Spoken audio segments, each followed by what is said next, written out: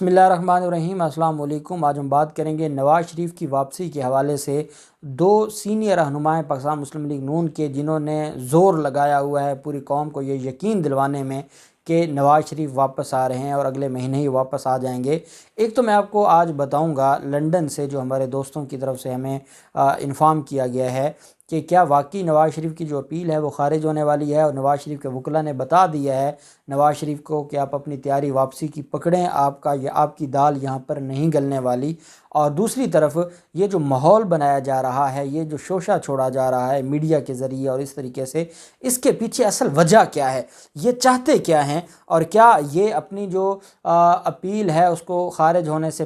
بچنے کے لیے یہ پہلے ہی وہاں سے نکلنا چاہتے ہیں اور سیاسی شہید بننا چاہتے ہیں؟ کیا معاملات ہیں، بڑی اہم تفصیلات ہیں جو میں آپ کے ساتھ شیئر کروں گا۔ ساتھ ہم بات کریں گے گوادر دھرنے کے شرکاء میں پیسے تقسیم کرنے کے الزام میں جو نہلی کی درخواست تھی وزیر اعلیٰ بلوچستان کے خلاف، اس پر جو ایک بڑی اہم پیش رفت ہوئی ہے بلوچستان ہائی کورٹ میں۔ نواز شریف کی واپسی کے حوالے سے وزیر اعظم عمران خان نے بھی آج اجلاس میں بڑے سخت جملے کہے ہیں، اور انہوں نے کہا ہے کہ کیسے کوئی راستہ نکال سکتا ہے یا اس کی سزا ختم کر سکتا ہے، یا کیسے وہ چوتھی دفعہ وزیر اعظم بننے کے خواب دیکھ سکتا ہے۔ بڑے اہم سوالات اٹھائے ہیں۔ الیکٹرانک ووٹنگ مشین کے حوالے سے الیکشن کمیشن کی طرف سے بڑا ہی دبنگ موقف سامنے آیا ہے، اور الیکشن کمیشن نے مخالفین کو، ای وی ایم کے مخالفین کو منہ توڑ جواب دیا ہے پہلی دفعہ، وہ بھی میں آپ کے ساتھ شیئر کروں گا۔ پہلے میں آپ کو بتاتا چلوں کہ بلدیاتی انتخابات کے حوالے سے جو فضل الرحمان ہیں ان کی طرف سے جو سٹیٹمنٹ آئی ہے، اور انہوں نے کہا ہے کہ بلدیاتی انتخابات میں اسٹیبلشمنٹ کا کوئی کردار نہیں تھا اور کوئی مداخلت نہیں تھی۔ اب یہ ان کا ایک ذہنی بیماری ہے، جب اب تو یہ پاکستان تحریک انصاف کو دعائیں دیں اور ان کی نالائکیوں کو دعائیں دیں کہ ان کی نالائکیوں کی وجہ سے ان کے لوگوں کو ووٹ پڑا ہے۔ اسٹیبلشمنٹ کا کردار نہ پہلے تھا 2018 کی الیکشن میں، نہ اب تھا، لیکن یہ ایشو یہ ہے کہ جب یہ ہارتے ہیں تو تب یہ اسٹیبلشمنٹ پر الزام لگا دیتے ہیں، جب خود جیتتے ہیں اور ان کے بارے میں کوئی انگلی اٹھائے کہ ہاں بھئی اسٹیبلشمنٹ نے فضل الرحمان کو جتوایا ہے، تو پھر یہ مکر جاتے ہیں اور کہتے ہیں نہیں اسٹیبلشمنٹ کا تو کوئی کردار نہیں ہے پاکستان کی سیاست میں، تو اسٹیبلشمنٹ کا اب تو کیا کہ 23 مارچ کو حکمرانوں سے نجات کا دن ہوگا، اور بلدیاتی انتخابات میں انہوں نے کہا کہ اسٹیبلشمنٹ کا کوئی کردار نہیں تھا۔ فضل الرحمان نے پی ڈی ایم کے رہنما اور جمعیت علماء اسلام کے سربراہ اویس نورانی کی رہائش گاہ پر کراچی میں پی ڈی ایم سندھ کے اجلاس کے بعد جو صحافیوں سے گفتگو کی ہے، اور اس نے کہا ہے کہ ہم اب بڑا مارکہ لڑنے جا رہے ہیں عمران خان کے خلاف، سرکاری تقریب میں خلل نہیں ہوگا، اور مارچ میں سندھ سے شرکت کے لیے راشد محمود سمرو کی سربراہی میں کمیٹی تشکیل دے دی ہے۔ انہوں نے کہا کہ خیبر پختونخوا کے بلدیاتی انتخابات میں اسٹیبلشمنٹ نے مداخلت نہیں کی، بیوروکریسی ان کی تھی، لیکن قوتوں نے ہاتھ ہٹایا تو بلدیاتی انتخابات میں انجام سب نے دیکھ لیا۔ پی ڈی ایم کے سربراہ نے کہا کہ بلدیاتی انتخابات نے ثابت کر دیا کہ پچھلے الیکشن میں دھاندلی ہوئی تھی۔ جمعیت علماء اسلام پہلے بھی خیبر پختونخوا کی سب سے بڑی سیاسی قوت تھی، اب بھی سب سے بڑی وہ سیاسی قوت ہے۔ انہوں نے ساتھ یہ بھی کہا کہ 23 مارچ کا دن ہی وہ دن ہوگا جس دن عمران خان سے چھٹکارا مل جائے گا۔ دوسری طرف الیکٹرانک ووٹنگ مشین پر جو الیکشن کمیشن کی طرف سے اور ترجمان الیکشن کمیشن کی طرف سے بڑا سخت بیان آیا ہے، کیونکہ اپوزیشن کے مختلف لوگ، مسلم لیگ نون اور کچھ صحافی ای وی ایم کے حوالے سے مختلف افواہیں پھیلا رہے تھے، تو اس پر جو ہے وہ الیکشن کمیشن کا کہنا ہے کہ ای وی ایم سے متعلق بیانات کو غیر ذمہ دارانہ قرار دے دیا ہے، اور ای وی ایم سے متعلق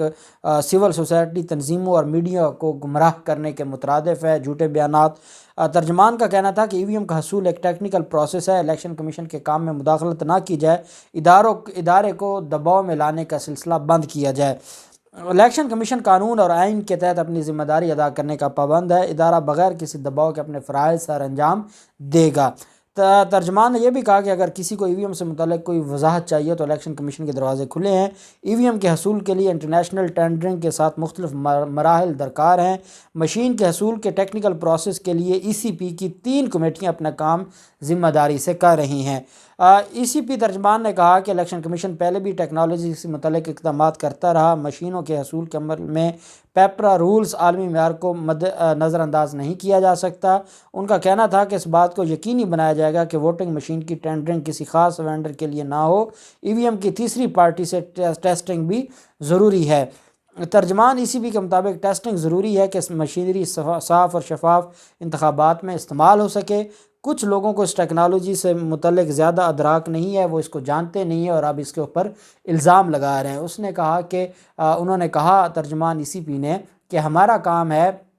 آئین اور قانون کے مطابق الیکشن کروانا۔ جب آئین اور قانون کے مطابق الیکشن کروانا ہماری ذمہ داری ہے تو ہم اور جب ایک قانون بن گیا ہے تو اس کے بعد ہمارے پاس کوئی اور آپشن نہیں ہے، ہم ای وی ایم کے ذریعے الیکشن کروائیں گے، اس پر ہم کام کر رہے ہیں، اس وجہ سے قوم کو گمراہ نہ کیا جائے۔ میں یہ سمجھتا ہوں کہ یہ بڑا خوش آئند ایک بیان ہے جو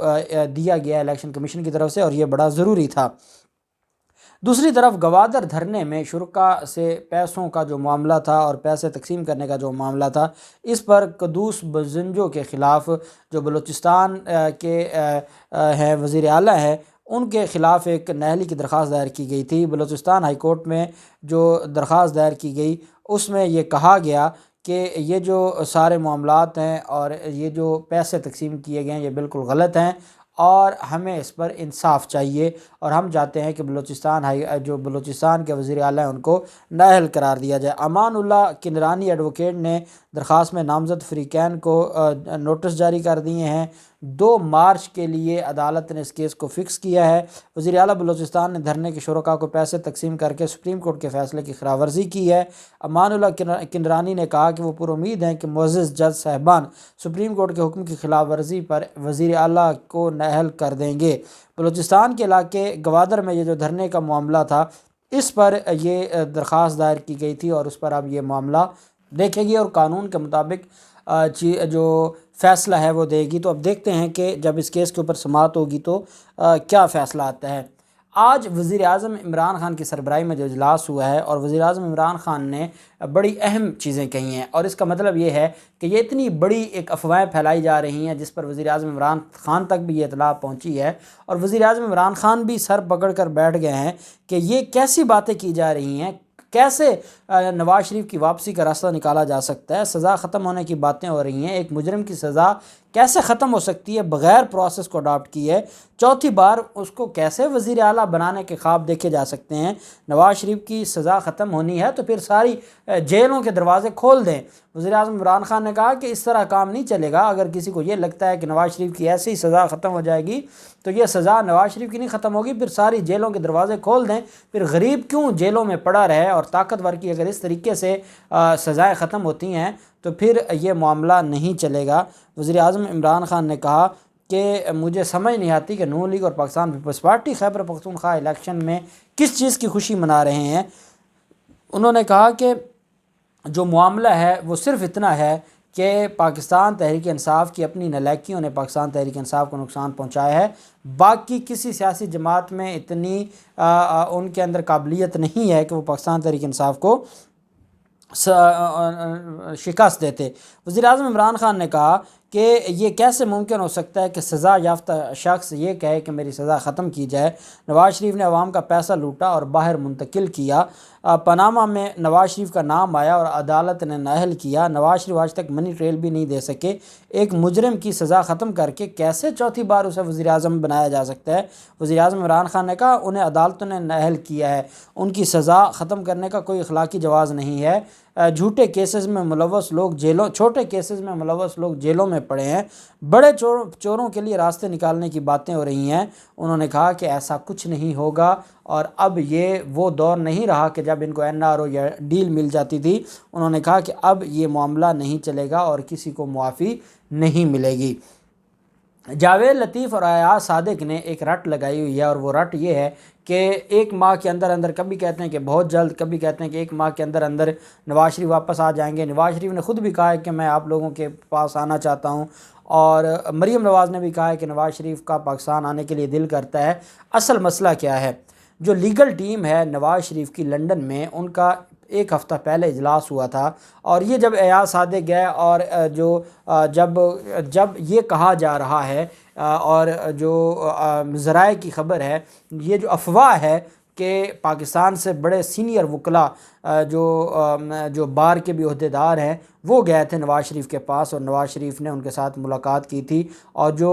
کوالیفیکیشن اور ڈسکوالیفیکیشن کا معاملہ ہے، سپریم کورٹ میں جو ایک ریٹ فائل کرنے جا رہی ہے سپریم کورٹ بار ایسوسی ایشن، اس کے حوالے سے اس کا ڈرافٹ بھی وہاں پر ڈسکس ہوا۔ وہاں پر یہ چیزیں سامنے آئیں جب نواز شریف کو یہ بتایا گیا لندن کے وکلاء کی طرف سے کہ آپ کی اپیل منظور ہونے والی نہیں ہے، اور جو اب عدالتیں ہیں، لندن ہائی کورٹ ہے، وہ ایسے جیسے ملک ریاض کو 10 سال کے لیے اس کا ویزا منسوخ کر دیا گیا ہے، تو انہوں نے کہا کہ یہ آپ کو ریلیف نہیں ملنے والا۔ اب اس کے لیے دو چیزیں ہیں، ایک تو گراؤنڈ یہ بنایا جائے کہ نواز شریف سیاست کے لیے یا مسلم لیگ نون کے لیے یا عوام کے درد کے لیے واپس آ رہے ہیں، اور ساتھ یہ کہا جا رہا ہے کہ نواز شریف کو واپس چلے جانا چاہیے اپیل کے فیصلے سے پہلے، تاکہ اپیل میں وہ جو فیصلہ ہے وہ واپس لے لیا جائے، اپیل واپس لے لی جائے اور رسوائی اور بدنامی سے بچا جائے۔ اور ساتھ جو لاہور ہائی کورٹ کا فیصلہ آیا ہے، اور یہ ساری چیزیں آپ جانتے ہیں کہ بڑے طریقے سے ہوتی ہیں۔ لاہور ہائی کورٹ نے فیصلہ دیا ہے مرڈر کیس میں کہ کوئی آتا ہے، اگر کوئی مفرور اشتہاری ہے تو اس کو ایئرپورٹ پہ نہیں گرفتار کرنا چاہیے، بلکہ اس کو 3 دن کا ٹائم دے دیں، اور 3 دن کے بعد وہ دوبارہ جائے گا، اپنی اپیل فائل کرے گا، ساتھ وہ میڈیکل کی کاپیاں لگائے گا، اور میڈیکل کی کاپیاں لگا کے اس کی سزا دوبارہ سسپینڈ ہو سکتی ہے۔ ہمارے ملک میں تو کچھ بھی ہو سکتا ہے، قانون کے مطابق نواز شریف کا ریلیف کا کوئی راستہ نہیں بچا، لیکن بدقسمتی یہ ہے کہ ہمارے ملک میں کچھ بھی ہو سکتا ہے کہ جب ہمارے ملک کا وزیر اعظم یہ کہنے پر مجبور ہو جائے کہ یہ کیسے ہو سکتا ہے، تو اس کا مطلب ہے کچھ تو ہو رہا ہے اور کچھ تو ہو سکتا ہے۔ لیکن جاوید لطیف اور ایاز صادق جو یہ ماحول بنا رہے ہیں، وہ صرف نواز شریف کو شرمساری سے بچانا چاہتے ہیں۔ شرمساری یہ ہے کہ یہ بتانا چاہتے ہیں کہ نواز شریف اپنی مرضی سے آ رہے ہیں، پاکستان اور عوام کے لیے آ رہے ہیں، ان کو جوتے دھتکار کر نہیں نکالا جا رہا، بلکہ وہ اپنی مرضی سے آ رہے ہیں۔ تو اب دیکھتے ہیں کہ نواز شریف کا جو آنا ہے، کیا وہ آتے ہیں یا دھتکارے جاتے ہیں، کیا ہوتا ہے، کون ان کو بچاتا ہے، کون ان کی سزائیں ختم کرتا ہے۔ یہ ساری وہ چیزیں ہیں جن پر ابھی آنے والے دنوں میں یہ کلیئر ہو جائیں گی۔ جو بھی تفصیلات ہوں گی آپ کے ساتھ شیئر کرتے رہیں گے۔ اللہ پاک پاکستان کامیاب و ناصر ہو۔ بہت شکریہ۔ اللہ حافظ۔ پاکستان زندہ باد۔